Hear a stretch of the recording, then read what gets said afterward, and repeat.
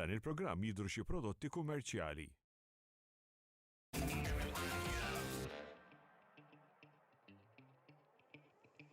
Mana issa ngħaqdu Kevin O'Neill u Kane Said minn Responsible Gaming Foundation.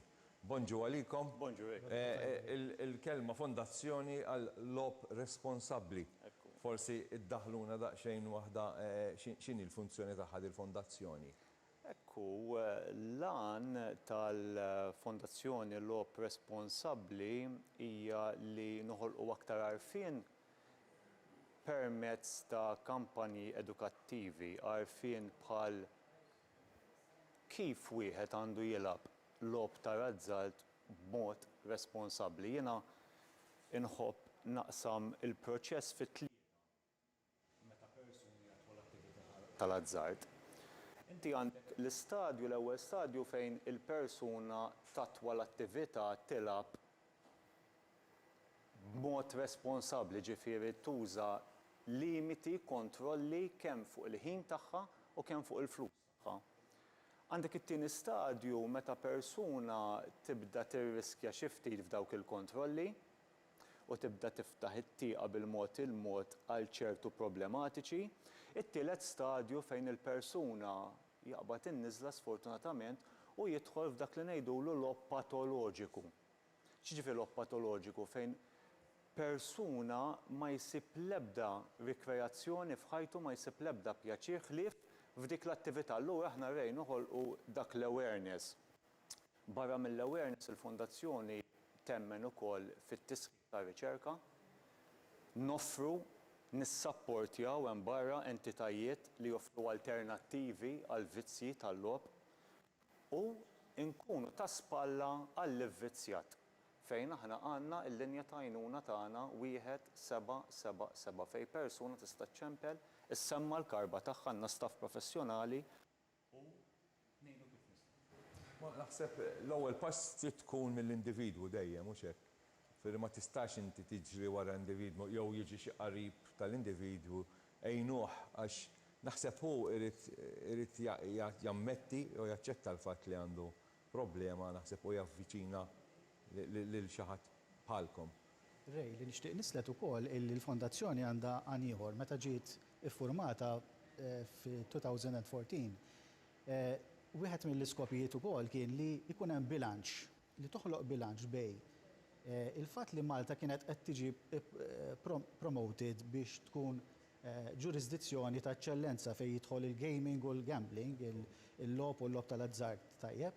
Allura qed nagħtu lura xi ħaġa permezz tal-fondazzjoni mill-introjtu kollu, mill-ġid kollu li jidħol fl-ekonomija permezz tal-game, qed nagħtu xi ħaġa lura wkoll lis-soċjetà fejn għandek nies li sfortunatament jaqgħu fil-vizzju li verament forsi hemm l-impressjoni li jkun hemm ħafna minnhom daw, però l-verità hija average bħalma hija fl-Ewropa ġifieri. Huwa persentaġġ ma nħoss li huwa allarmanti, huwa persentaġġ jiena idealment ma jkollok xejn, però ir-realtà hija mod ieħor. Però dik hija għan ieħor li l-fondazzjoni kienet mwaqfa lih ukoll. U x'forom ta' protezzjoni jeżistu? Protezzjoni hija importanti ħafna fis-soċjetà. Aħna bħala fondazzjoni l-ewwel protezzjoni li nipprovdu huwa l-awareness, forma ta' protezzjoni l-awareness mill-etajiet iż-żgħar. Importanti immens li t-tfal tagħna ikunu jafu llum il-ġurnata rej m'hemmx għalfejn wara subajna, il-teknoloġija avvanzat.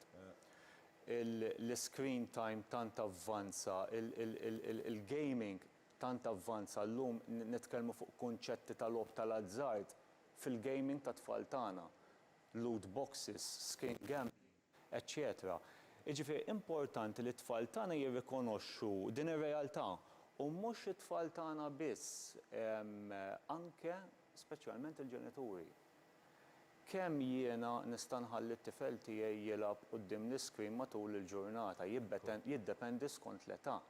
Peggy Number. Din hija kollha awareness li aħna nikkonsidrawha bħala protezzjoni. Barra minn hekk kif qed jgħid ħafna tajjeb ħafna Kevin, noffru l-alternattivi u qed naraw fuq l-iskrin. Alternattivi nissapportjaw l-alternattivi fit-tfal tagħna għaliex? Għaliex biex nippruvaw kemm jista' jkun noffrulhom alternattivi li jbeduhom mill-vizzju. U hawnhekk nixtieq speċjalment nirringrazzja ħafna lill-Onorevoli Ministru għall-Ekonomija u l-Industrija, l-Onorevoli Silvio Xkembi li permezz tiegħu tal-għajnuna li huwa jagħti wkoll noffru dan is-support. Noffru dan is-support fl-entitajiet fl-irħula tagħna biex nerġa' nirrepeti kemm jista' jkun noffru din l-alternattiva ta' bżonn juża. Kif qed tgħid inti bl-avvanzi fit-teknoloġija llum saret komda toqgħod id-dar u anki għat-tfal qed ngħid għaż-żgħar flok noqgħod noħroġ u mmur nitrejnja u hekk insib kollox u nagħmel l-affarijiet. Alla volja fihom ix-xogħol tagħhom biex tilab mid-dar fiha ċertu teknika, ġifieri ma tistax tgħid qiegħed hemm mitluq għax xorta tħaddem moħħok, għandek koordinazzjoni għax ġieli konna mistieden hawnhekk mill-gaming aħna li taffaxxina ruħek kif ilaħqu ma' ħafna affarijiet daqqa.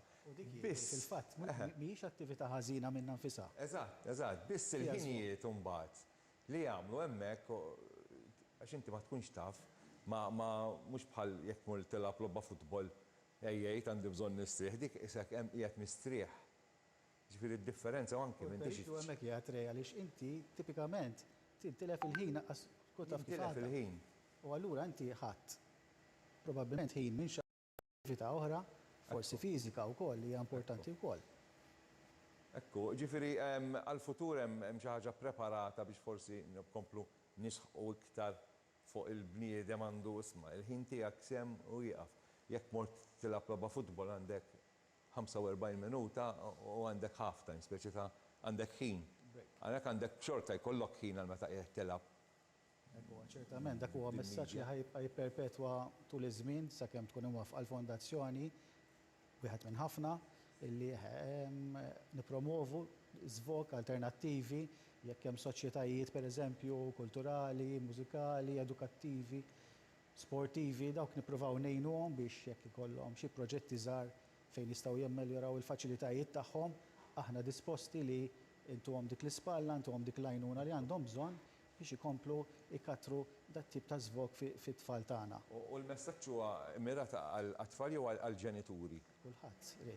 Importanti, tipikament il-ġenituri qegħdin jimmodellaw ir-rwol tagħhom l-tfal tagħhom. Allura naħseb huwa importanti ħafna li l-ġenituri jagħtu każ ukoll tal-messaġġi li ngħaddu ta' kuljum aħna tista' tgħid u l-itfal ukoll nilquhom bil-mod tagħhom ukoll. Proset Kejn u Kevin u proset tal-inizjattiva li dejjem qed immexxu din hija xi ħaġa wkoll anki t-tfal tagħna li fiżikament tajba wkoll li inti toħroġ barra tilgħab tieħu l-arja alla volja il-postijiet dejjem jonqsu fejn għandna nilagħbu biss wieħed isib alternattivi kif qed anki kulturali u mużikali. Grazzi tal-li kontu magħkom, il-kumplament tal-ġurnata tajba, aħna nagħmlu waqfa qasira u nkomplu l-programm ma' Paul Zammit, Nostalġija.